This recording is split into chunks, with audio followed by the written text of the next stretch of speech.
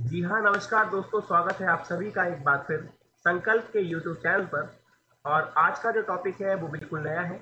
आज हम लेके आए हैं आपके लिए डीएलएड का समकालीन भारतीय समाज का टॉपिक, यानी कंटेम्प्रेरी इंडियन सोसाइटी का टॉपिक।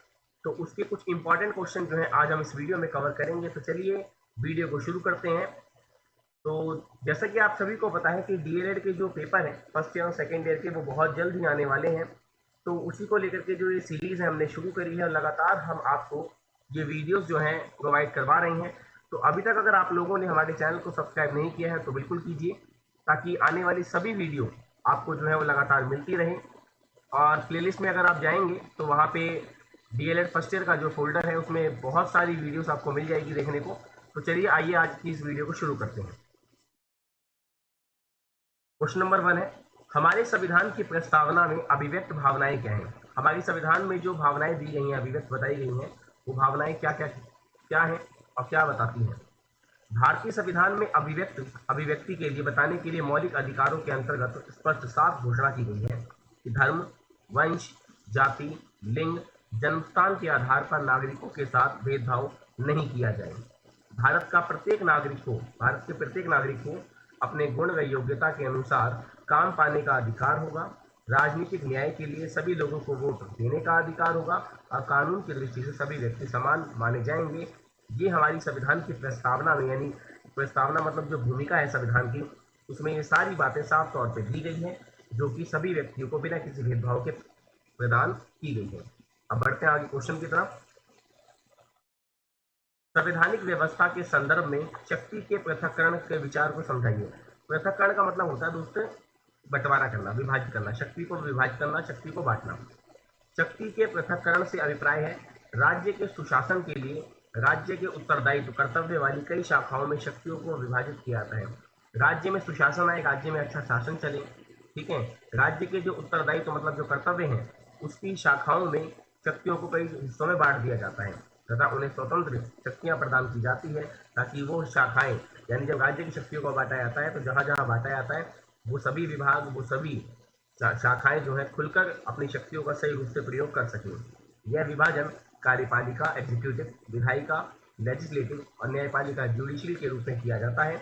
यह राज्य को सर्वाधिकारवादी, सबसे ज्यादा अधिकार देने वाली अधिकारवादी होने से बचाता है तथा व्यक्ति की स्वतंत्रता की रक्षा भी करता है, कि व्यक्ति स्वतंत्र रूप से कार्य कर सके और राज्य अपनी शक्तियों का मनमाना प्रयोग ना कर पाए, तो इसके लिए शक्तियों को बंटवारा कर दिया जाता है। अगले क्वेश्चन पे आते हैं। शिक्षा को समवर्ती सूची में क्यों रखा गया है? आपको पता होगा कि हमारे संविधान में शक्तियों का जो बंटवारा किया गया है उसमें 3 सूचियां रखी गई हैं, संघ सूची, राज्य सूची और समवर्ती सूची। तो शिक्षा जो है वो आती है किसमें? समवर्ती सूची के अंतर्गत आती है शिक्षा। तो अब देखते हैं जरा समवर्ती सूची में ही शिक्षा को क्यों रखा गया है। केंद्र स्तर पर सरकार शिक्षा के लिए कोई नीति, अधिनियम, कानून बनाती है तो उसके निर्माण और उसके पश्चात लागू के लिए राज्य सरकारों को आवश्यक परामर्श व सुझाव तथा प्रशासनिक, कानूनी, वित्तीय सहायता प्रदान करती है। कभी भी अगर केंद्र सरकार जो है वो शिक्षा के लिए कोई नीति या कोई कानून बनाती है तो उसके बाद उसे लागू करने के लिए वो राज्य सरकारों से सलाह भी लेती है और प्रशासनिक व वित्तीय सहायता भी उनसे प्रदान करती है। कि कोई कानूनी, अगर उसमें कोई मैनेजमेंट करना है या कोई पैसे की सहायता की, तो राज्य से बकायदा भरपूर सहायता लेता है केंद्र, जिससे शिक्षा के लक्ष्य को प्राप्त किया जा सके तथा राज्य को यह एहसास ना हो कि केंद्र सरकार उनके साथ तानाशाहपूर्ण रवैया अपना रही है, कि केंद्र किसी भी नीति में राज्य को शामिल नहीं कर रही है, ऐसा राज्य को कभी भी एहसास ना हो। इसके साथ ही जब भी कोई शैक्षिक समिति, यानी कोई भी शिक्षा की समिति बनती है, आयोग का गठन किया जाता है, तो उसमें राज्यों के प्रतिनिधि अवश्य होते हैं, उसमें राज्य के जो है सदस्य भी शामिल किए जाते हैं तथा आयोग या समिति पाठ्यचर्या, करिकुलम में सुधार के लिए संपूर्ण देश का दौरा करती है तथा लोगों से सुझाव लेती है, जिससे सभी लोगों को यह एहसास होता है कि उनकी बातों को सुना गया है तथा पाठ्यचर्या में, करिकुलम में स्थान दिया गया है।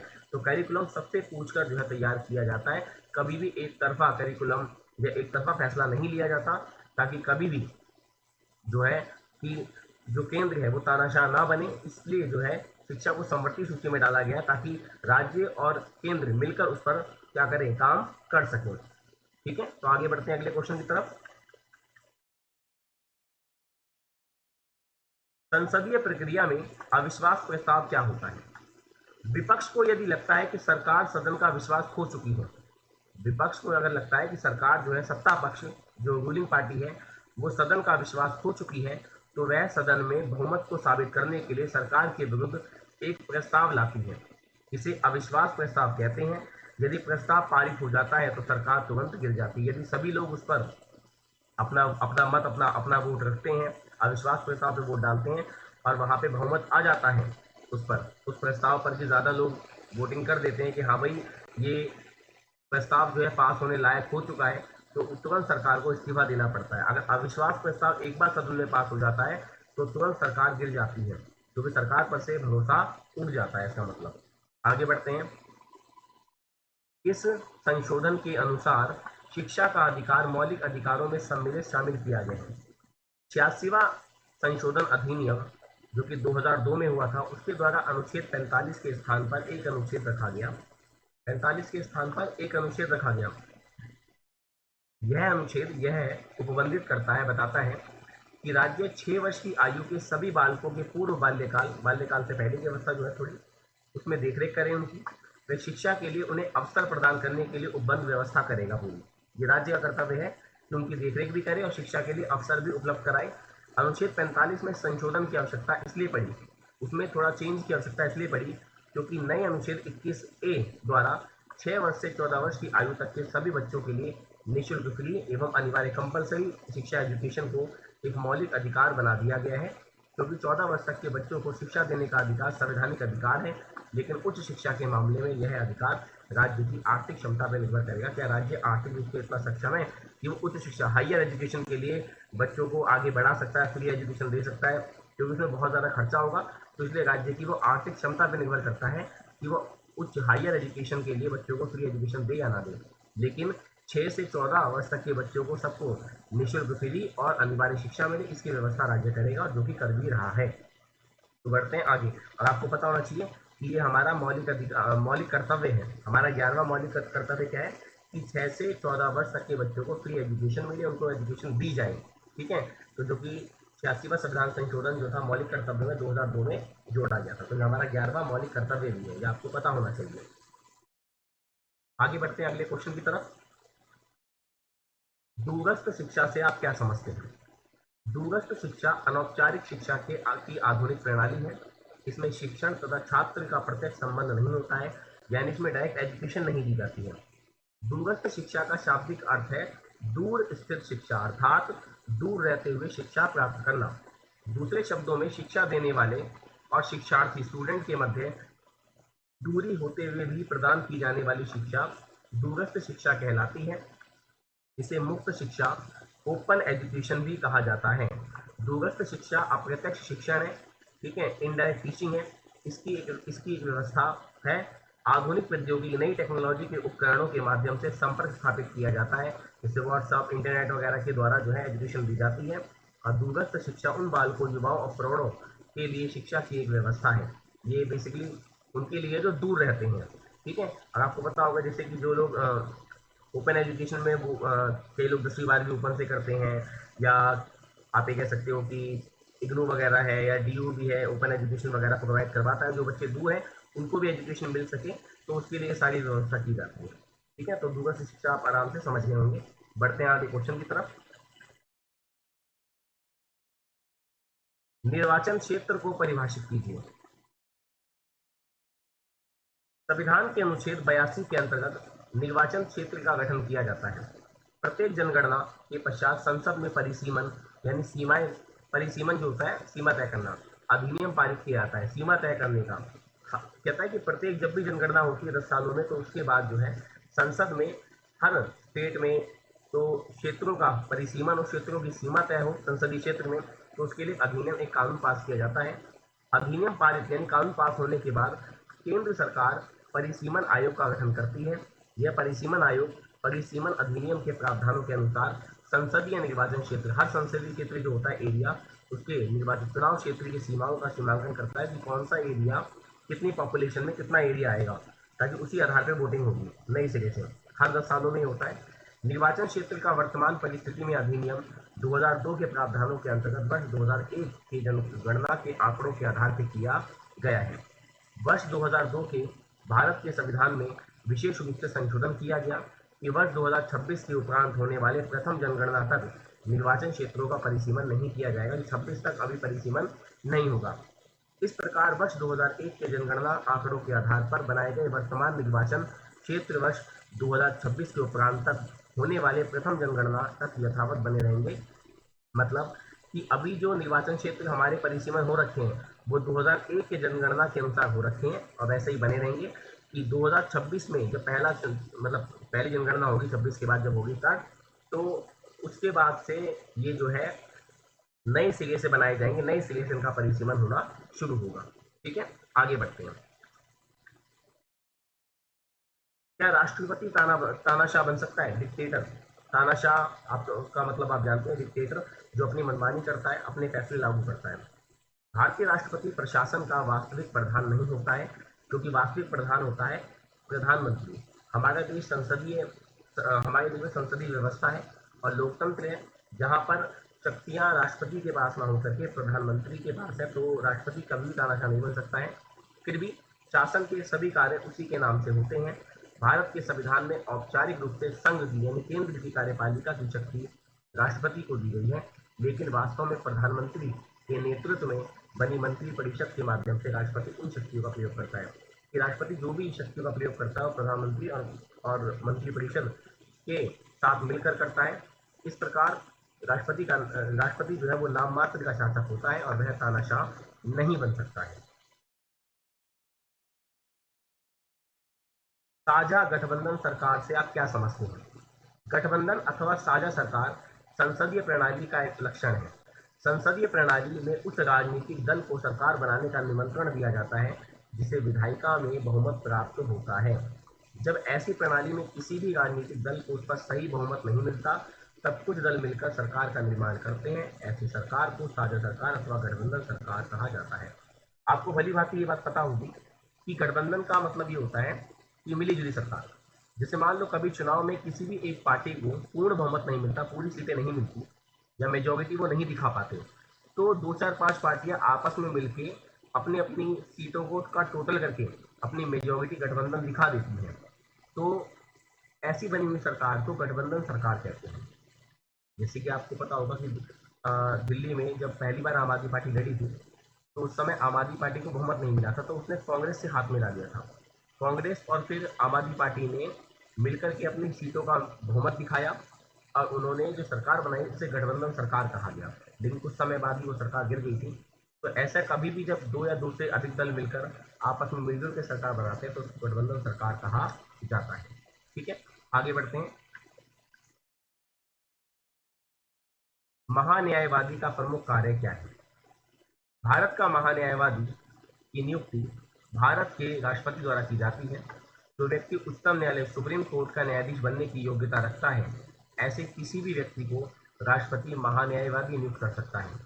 देश का महान्यायवादी का कर्तव्य कानूनी मामले में केंद्र सरकार को सलाह देना और कानूनी प्रकृति की उन जिम्मेदारियों को निभाना है जो राष्ट्रपति की ओर से उनके पास भेजी जाती है। तो तमाम जितने भी काम होते हैं वो सारे काम जो है महान्यायवादी करता है। न्याय प्रक्रिया के जितने भी काम है वो सब महान्यायवादी द्वारा किए जाते हैं। आगे, वित्तीय सुधार के मुख्य घटक क्या है? वित्तीय प्रणाली का अर्थ उस प्रणाली से है जो निवेशक जो इन्वेस्ट करता है उसको और उधारकर्ताओं के बीच पैसे के हस्तांतरण को सक्षम बनाती है। हस्तांतरण मतलब होता है सौंपना। वित्तीय प्रणाली के 5 घटक जो निम्नलिखित हैं। अब आपको इसमें बताना चाहूंगा मैं कि वित्तीय प्रणाली में क्या होता है कि जब जो इन्वेस्टमेंट करता है, जो पैसा देता है और उधारकर्ताओं के बीच पैसे को जो चीजें सक्षम बनाती है, लेन देन को सही बनाती है, ठीक है, तो वो वित्तीय प्रणाली कहलाती है। लेकिन इसमें सुधार के भी कई सारे घटक हैं। ठीक है, कि पैसों में जो है कोई हेरफेर ना हो, पैसे की प्रक्रिया बिल्कुल ठीक रहे। तो कैसे? पहला है वित्तीय संस्थान। यह संस्थान उधार देने वालों और उधार लेने वालों के बीच मध्यस्थ भूमिका, मीडिएटर की भूमिका निभाते हैं। जैसे बैंक भी होते हैं। गैर बैंकिंग वित्तीय संस्थान होते हैं जिनका बैंक से रिलेशन नहीं रहता, वो बाहर से ही होते हैं, जो लोगों को पैसा वगैरह मुहैया उपलब्ध करवाते हैं। स्वयं सहायता समूह हो गए, ठीक है, कभी कभी लोग स्वयं क्या करते हैं, कमेटी वगैरह अपने देखी हुई चलती है, और मर्चेंट बैंकर आदि वगैरह जो होते हैं वो सारे इसमें आते हैं। फिर आता है वित्तीय बाजार। इस प्रकार के बाजार में मुद्रा को, पैसे को उधार देना या लेना तथा एक निश्चित अवधि, एक निश्चित समय के बाद ब्याज देना, तो भाई इतने टाइम पीरियड के बाद आप ब्याज दोगे, ये सब देना या लेना शामिल होता है। जैसे इसमें विनिमय पत्र होता है, लेन देन का पत्र, एडहॉक ट्रेजरी बिल्स होते हैं, ठीक है, और ये जमा प्रमाण पत्र है, गलत दिखा है थोड़ा सा, ये जमा प्रमाण पत्र है, ठीक है, और म्यूचुअल फंड इत्यादि लेन देन इस इन सब चीजों से किया जाता है। वित्तीय बाजार के 4 घटक इस प्रकार हैं, आगे आते हैं। मुद्रा बाजार, पूंजी बाजार, विदेशी मुद्रा विनिमय बाजार और ऋण बाजार यानी क्रेडिट मार्केट। आगे आते हैं। राष्ट्रीय विकास परिषद का उद्देश्य क्या है? राष्ट्रीय विकास परिषद का उद्देश्य निम्नलिखित है। यह देश के सभी भागों में तीव्र, तेज एवं संतुलित सही विकास को सुनिश्चित करता है कि देश में तेज और सही विकास हो। यह राष्ट्रीय योजना और देश की योजनाओं के कार्यों की समीक्षा करता है कि योजना किस प्रकार से काम कर रही है। यह राष्ट्रीय देश के संसाधनों एवं प्रयासों को बढ़ाने में मदद करता है। यह आर्थिक नीतियों को बढ़ावा देता है और यह समय समय पर पंचवर्षीय योजनाओं की समीक्षा करता है कि पंचवर्षीय योजना ने कितनी सफलता हासिल करी है और किस प्रकार से वह बढ़ रही है। आगे अगले क्वेश्चन पे आते हैं। भारतीय संविधान संघवाद की एक विशेष प्रणाली प्रदान करता है, समझाइए। संघवाद का मतलब होता है दोस्तों, जहां दो प्रकार की सरकारें, दो राजनीतिक इकाइयां काम करती हैं, यानी कि केंद्र सरकार और राज्य सरकार, ठीक है। तो ऐसी सरकार को हम क्या बोलते हैं? संघवाद सरकारें, जहां पे दो प्रकार सरकारें होती हैं, केंद्र और राज्य। भारतीय संविधान में भारतीय संविधान संघवाद को, एक मिनट, जो भारतीय संविधान है वो संघवाद को एक विशेष प्रणाली प्रदान करता है। इस कथन का स्पष्टीकरण निम्नलिखित है।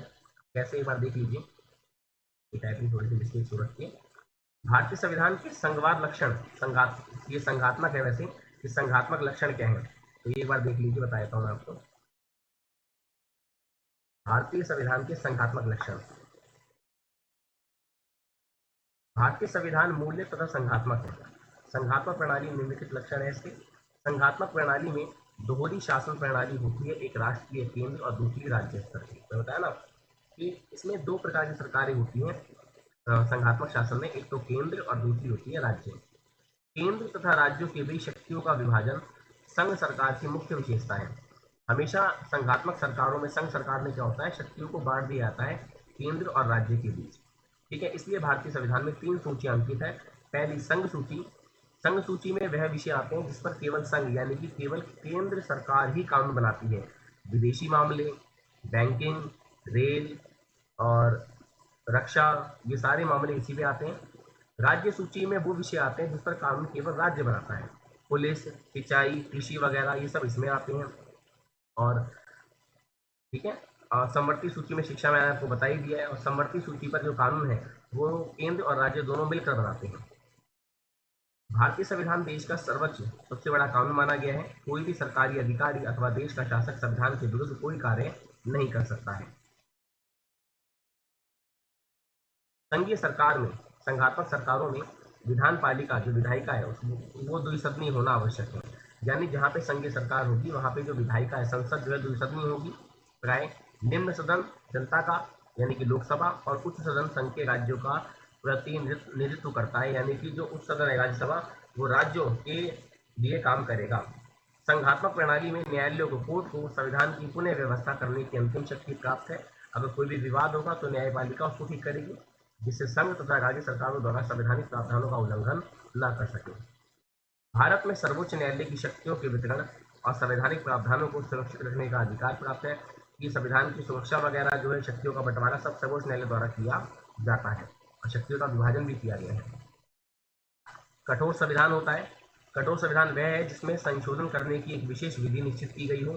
भारतीय संविधान के अनुच्छेद 368 में विशेष संशोधन विधि उल्लेखित की गई है। और संविधान में संशोधन करने के लिए 3 तरह की विधियां हैं: साधारण विधि, विशेष विधि और विशेष विधि के साथ आधे राज्यों का समर्थन विधि, ठीक है। आगे आते हैं। संघात्मक प्रणाली में केंद्र और राज्य सरकारों में परस्पर आपस में विवाद उत्पन्न होते रहते हैं। ऐसे विवादों का जो निर्णय है, 2 बार लिख दिया, तो ऐसे अगर केंद्र और राज्य में कोई भी विवाद हो तो ऐसे विवादों का निर्णय सर्वोच्च न्यायपालिका ही कर सकती है। और ज़्यादा टाइम नहीं है। तो सर्वोच्च न्यायालय ही कर सकती है। अतः भारत के संविधान में स्वतंत्र तथा सर्वोच्च न्यायपालिका की व्यवस्था की गई है। आगे आते हैं, भारतीय संविधान के एकात्मक लक्षण। संघात्मक व्यवस्था के लक्षणों के होते हुए भी भारतीय संविधान को पूर्ण संघीय संविधान नहीं माना गया है। अब ये भी है कि हमारे देश का जो संविधान है वो संघात्मक है, ठीक है, उसका हृदय संघात्मक है, परंतु उसकी आत्मा जो है एकात्मक है। यानी संघात्मक भी है और एकात्मक दोनों का मिश्रण है। तो कैसे है देख लीजिए। संघात्मक मैंने आपको बता दिया, अब एकात्मक पे आते हैं। क्योंकि भारतीय संविधान में कुछ ऐसे प्रावधान है जो एकात्मक होने के साक्षात प्रमाण है कि एकात्मक संविधान भी है। उनकी विशेषताएं जो संविधान को एकात्मक रूप देती है वो निम्नलिखित है। पहला, भारत में केंद्र व राज्य के लिए एक ही संविधान है, दोनों के लिए अलग अलग नहीं है। अपवाद जैसे जम्मू कश्मीर राज्य पहले था लेकिन अब नहीं है। तो अब ये ध्यान रखिएगा कि जम्मू कश्मीर का कोई अलग से संविधान नहीं है, ठीक है ना, क्योंकि वो भारत का ही हिस्सा हो चुका है पूर्ण रूप से, ठीक है। तो आगे बढ़ते हैं। भारतीय संविधान जो है, भारतीय संविधान में अनुच्छेद 48 के अनुसार अवशिष्ट शक्तियां केंद्र सरकार को प्रदान की गई है। अवशिष्ट शक्तियों का अर्थ है किसी ऐसे विषय से है जो तीनों में से किसी भी सूची में अंकित नहीं है। कहने का मतलब यह है दोस्तों कि 3 सूचियां बताई थी, अगर 3 सूचियों के अलावा भी कोई विषय आता है, बचता है, तो वो अवशिष्ट शक्तियों में आता है। तो ऐसे ऐसे विषय जो बच जाते हैं वो केंद्र के हाथों में दिए गए हैं। तो ये भी एकात्मक लक्षण को बताता है। संविधान संशोधन करने के संबंध में केंद्र को राज्य की अपेक्षा अधिक अधिकार प्राप्त है। अगर संविधान में कभी भी संशोधन करना है तो राज्य से ज्यादा शक्तियां जो है वो केंद्र को दी गई है। संविधान के अधिकांश भाग को संसद साधारण बहुमत से निश्चित विधि द्वारा परिवर्तित कर सकता है। तो संसद को ज्यादा अधिकार दिए गए कि साधारण बहुमत से भी वो संविधान में बहुत कुछ चेंज कर सकता है। तो ये भी एकात्मक संविधान का लक्षण है। आगे आते हैं। संविधान में शक्तियों का विभाजन केंद्र के पक्ष में है। संघ सूची में राज्य सूची की अपेक्षा बहुत महत्वपूर्ण विषय अंकित किए गए हैं। मतलब राज्य सूची में इतने इंपॉर्टेंट टॉपिक नहीं डाले गए जितने कि संघ सूची में इंपॉर्टेंट टॉपिक डाले गए और संघ सूची पे काम बनाता है केंद्र। इसके अलावा संघ सूची के विषयों की कुल संख्या 97 है, जबकि राज्य सूची में कम महत्व वाले 66 विषय अंकित किए गए हैं। राय, संघात्मक संविधान को एकात्मक रूप देने के लिए संशोधन करना आवश्यक होता है, परंतु भारतीय संविधान की विशेषता यह है कि संशोधन किए बिना इसको एकात्मक रूप दिया जा सकता है। संविधान के अनुच्छेद 352, 356, 360 के अनुसार राष्ट्रपति आपातकालीन स्थिति की घोषणा भी कर सकता है एकदम से, ठीक है। तो ये भी एकात्मक का लक्षण है।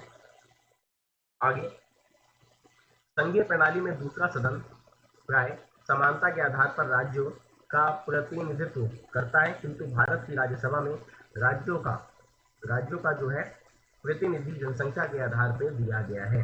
यानी कि संघीय प्रणाली में जो दूसरा सदन है समानता के आधार पर वो राज्यों को नेतृत्व मिलता है उसमें, लेकिन भारत की राज्यसभा जो होती है उसमें राज्यों का प्रतिनिधि जो होता है जनसंख्या के आधार पर बैठता है। मतलब जिस राज्य की जितनी पॉपुलेशन है इसी के आधार पर सीटों का बंटवारा किया गया है, ठीक है। और राज्यसभा की कुल सदस्य कितने होते हैं? 250 होते हैं, ठीक है।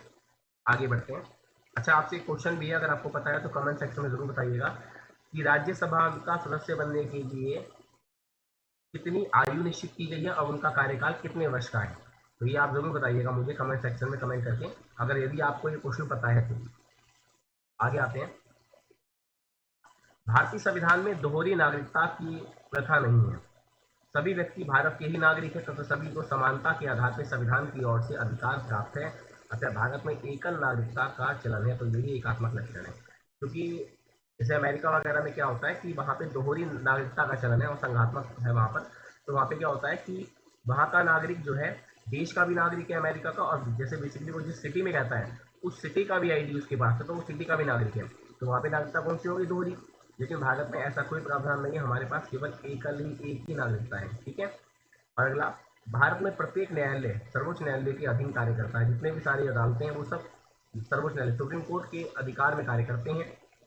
एक संगठित न्याय प्रणाली संघात्मक राज्य की नहीं बल्कि एकात्मक राज्य का लक्षण माना जाता है, ठीक है। तो एक संगठित एक तरह की जो प्रणाली न्याय की चलती है वो संघात्मक नहीं है बल्कि वो एकात्मक है, क्योंकि वो सब कुछ सारे जो है किसके लिए काम करते हैं? सुप्रीम कोर्ट के लिए काम करते हैं। आगे आते हैं निष्कर्ष पे। शासन प्रणालियों का वर्गीकरण इन विधियों के आधार पर स्थापित किया जाता है जिनके शासन की शक्तियों का वितरण पूरे देश में किया जाता है। संघीय शासन प्रणाली के भीतर सरकार की शक्तियों का विभाजन बंटवारा समस्त देश की सरकार और देश के विभिन्न प्रदेशों की सरकारों के बीच विभाजन इस प्रकार किया जाता है कि प्रत्येक सरकार मतलब इस प्रकार से देश में शासन का बंटवारा किया जाता है कि जिससे प्रत्येक सरकार अपने क्षेत्र में कानूनी तौर पर एक दूसरे से स्वतंत्र होती है। दूसरी तरफ एकात्मक शासन प्रणाली में पूरे देश की विधायक है विधायिका जो है उसका देश में सर्वोच्च कानून बनाने वाली संख्या होती है। यानी कि अगर बात करें कि अगर एकात्मक शासन प्रणाली में क्या होती है, अगर एक ही विधायिका एक ही सरकार है तो देश में सबसे बड़े जो सारे जो कानून है वो वही बनाएगी। राज्य सरकार को यह कानून निर्माण की शक्ति देती है, परंतु अंतिम शक्ति केंद्र के ही पास होती है। संघ यानी राजनीतिक व्यवस्था में साझा शासन एवं प्रशासन दोनों पाए जाते हैं। जहाँ पर भी संघात्मक व्यवस्था होगी वहाँ पे साझा यानी मिला जुला शासन पाया जाएगा कि केंद्र और राज्य दोनों मिलकर शासन को चलाएं। इसके द्वारा प्रतिनिधि संस्थाओं के द्वारा एकता एवं विविधता के सभी लाभ प्राप्त करने का व्यवहारिक उपाय समझा जाता है कि इससे एकता भी बनी रहेगी और जो विविधता है जो अंतर है उसके सभी लाभ सभी को बराबर से मिल सकेंगे। तो ये टॉपिक दोस्तों हमारा जो है खत्म होता है और उम्मीद करता हूँ कि आपको टॉपिक पसंद आएगा। अगर आपको टॉपिक पसंद आए तो वीडियो को लाइक जरूर कीजिए। ठीक है, तो तब तक के लिए हमें दीजिए इजाजत, मिलते हैं आपसे अगली वीडियो में।